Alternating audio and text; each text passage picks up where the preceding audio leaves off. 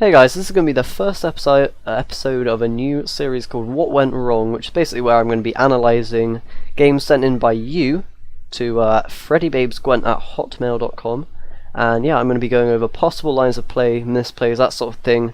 Hopefully we can all get better as a result. It should be good. This first video has been sent in by Mendredex, and he's playing a Calveit spy deck against his opponent who's playing Reveal. So very much thanks to Mendredex for sending in this video, and yeah, let's jump into it. Should be good.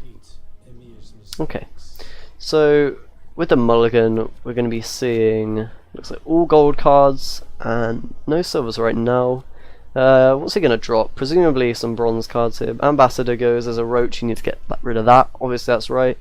I mean that he's getting blacklist value from the Ambassador. Presumably he plays more than one in his deck, so that's perfectly fine, I think. He's getting rid of the Nausicaa as well. Holding on to Madrone because it's against Reveal, which is potentially fine. Only problem with that is you don't use it in round one, but you know, it's perfectly okay. So he loses coin flip, which means he's obviously going first, which isn't really great, especially in these potentially awkward matches, you know, matchups rather. And he's choosing to start with a Rot Tosser.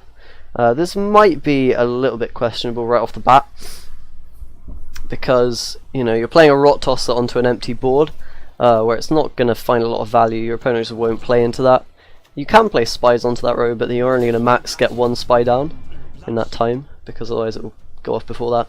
So basically you're capping the Rot Tosser value there. I'm not sure I like that play right from the start.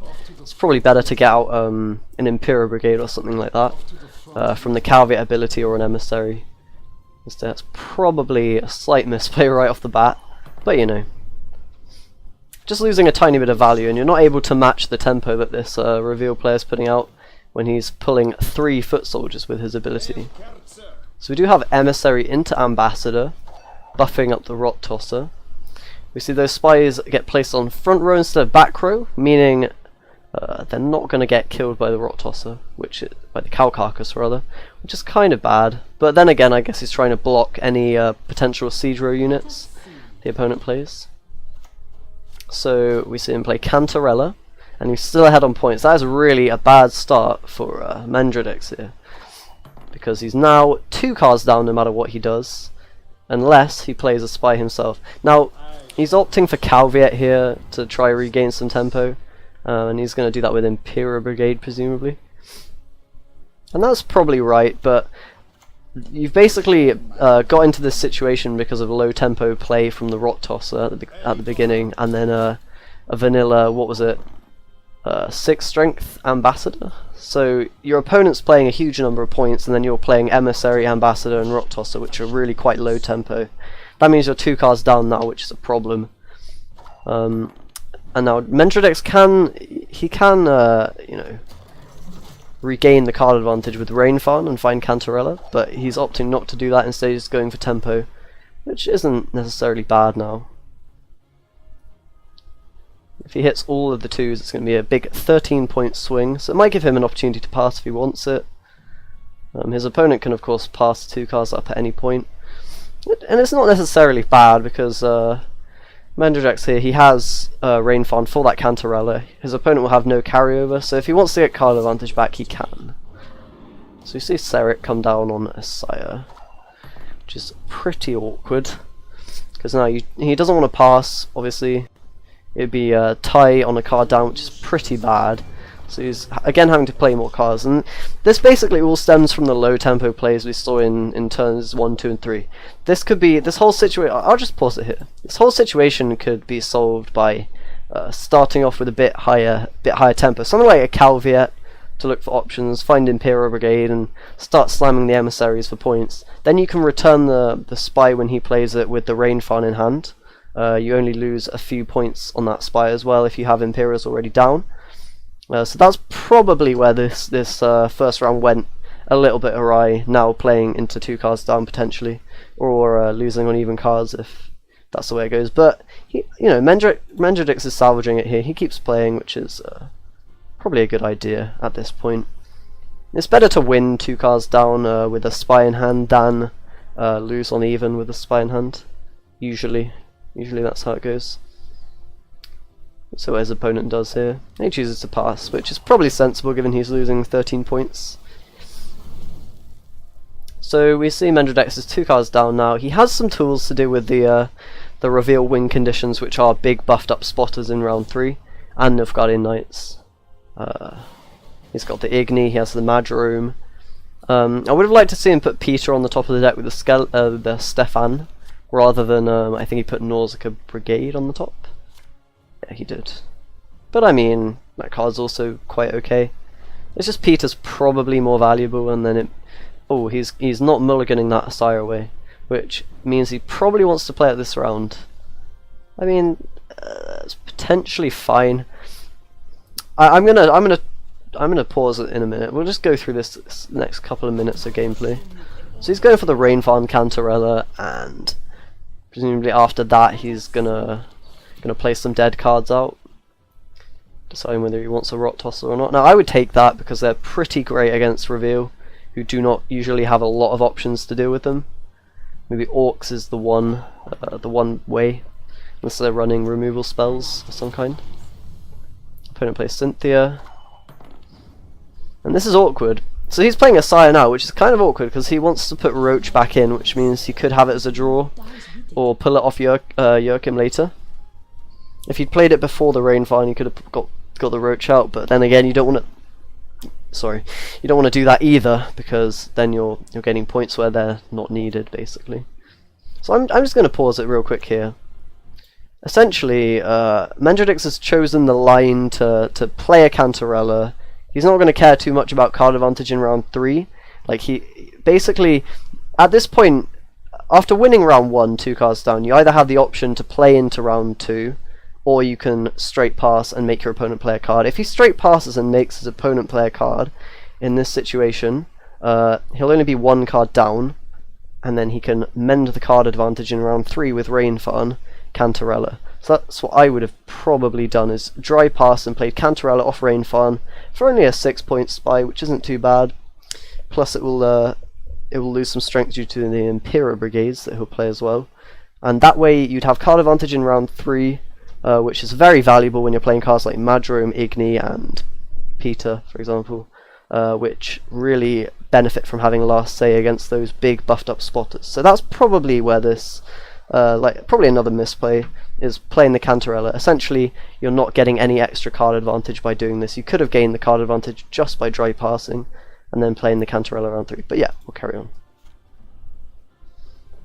So now here's the option to continue to bleed his opponent, or just get out and go for a long round 3. With the cards he's got, he's probably going to be able to do quite well in round 3, so I expect he's going to pass soonish. He won't really want to commit Imperas and Emissaries straight away. So I think it's fine passing here, yeah. I can agree with that. These spotters are getting pretty big at this point. We've had many reveals, we've got the Rideau come down. So we're now going to round 3, and Mendredex is a card down, which isn't really the spot you want to be in ever. Usually being a whole card down can often lose you the game if you don't have a stronger win condition than your opponent. He does draw Peter, which is quite fortunate.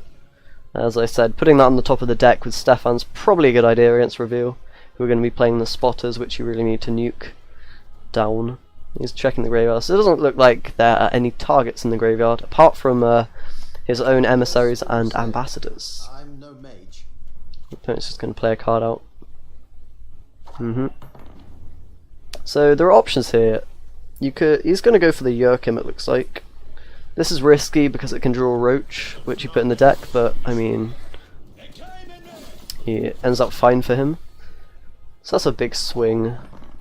He gains 19 points, which is pretty damn good for a silver, right? He might be running out of bronze cards. A thing to keep in mind is some revealed decks are playing Tibor, and if you do run out of bronzes, you're in trouble. So that is one thing to keep in mind. Emissary is going to come out. That's probably correct placement, just not denying Rot Tosser value that he could get later. He has to decide whether he wants a Rot Tosser or Impera here. He's going to opt for Rot Tosser on the 10, which is pretty good if it goes off. I think there's a consideration to save them for later in the round when the unit has the opponent has stacked more units of same strength on those rows, like for example 2 Nilfgaardian Knights, 2 Alchemists or something like that. But you know, maybe it's fine playing that here. I think it's okay. So now he's going to drop the Imperial presumably to gain the buff from the Cow Carcass, which is good. Solid play. And then he can revive the Nilfgaardian Knight with Vicovaru Medic, presuming it dies, which it should do. In the reveal matchup, it usually will.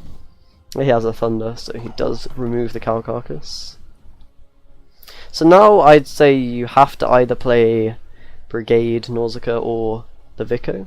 He's going to go for Vico. I think Nausicaa might be slightly superior, just because you might find new revive targets at some point. It's possible. It's possible if you want to Igni, for example, on front row against Nilfgaardian Knights or something. But you know, he's just going to go for Emissary. Now this is a bit risky. I think there might be a consideration to play the Ambassador instead. And that's simply because you already have an Igni target on middle row with the 19, so you're not really scared of like buffing into Igni range with the Ambassador. Say for example on the back row. And this is just dangerous because, you know, if you're running out of bronzes, which it looks like he is, especially with the Vilga forts, he might end up milling himself if his opponent had Avalak or Tibble, which is possible. In fact, a lot of reveal decks do play Avalak and Tibble. That's something you just need to be aware of. And the Nausicaa comes down, hits the 2, which is perfectly fine. Because basically now we're wanting, you know, Mendredex is wanting to save that Peter, that Madrome, that Igni. He wants to save them for the last 3 players to deal with these big spotters. They're 17 right now. And he can deal with that first one quite nicely with the Peter or with the Madrome. Depends whether he values the information, like not giving his opponent information. He's going to go for Vilga forts first, which is fine, you know. Just get rid of the Vico Medic.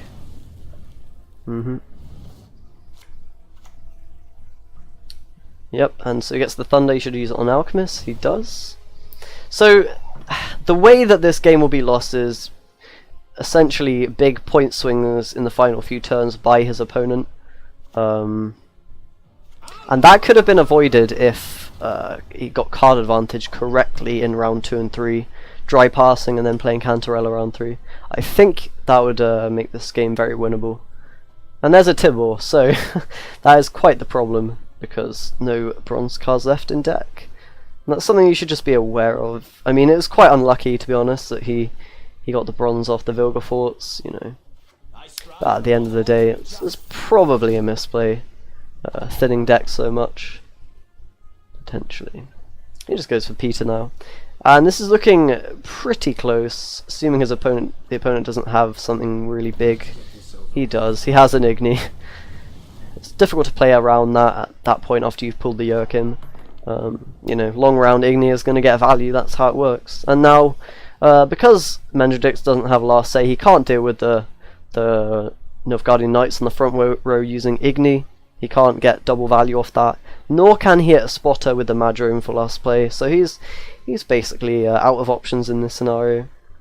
He's going to choose Igni, Madrome. It doesn't matter which order he does, presuming the opponent's last card is a spotter, which is likely, since he's played one earlier into Peter. The opponent will be able to play around both the Madrome and the Igni and win. And that's all due to having last say, basically, at the end of the day. So ultimately, it was the card advantage in this scenario that won Schwach the game. So, yeah, we'll watch this one play out. And essentially, there were probably 2 lines of play that were questionable in this whole game. The rest of it was perfectly fine. The first questionable line of play was the low tempo plays in round 1, in contrast to the very high tempo foot soldier hero ability plays from Mendredix's opponent. That was probably the one mistake in round 1, which allowed him to go 2 cards down from the get-go, which you never really want to be doing. And then the second would be that card advantage, not going for gaining 2 cards, but instead only 1 with the Cantarella in round 2 rather than round 3. as I've been over, but you know, it's quite a difficult decision to make that. So yeah, there we go. That's the end of the recording. So, thank you very much for watching, everyone, and hopefully that helped if you're watching this Mandradix. But I mean, it was a good game, and I enjoyed watching it. But yeah, couple of little misplays or lines of play that could be polished up on. But that'll do for episode number 1, guys. If you want to submit your own gameplay, preferably you losing, so we can all learn a bit more. But yeah, go ahead and do that. Submit yours to FreddyBabesGwent@hotmail.com, and I will see you next time, everybody. Bye.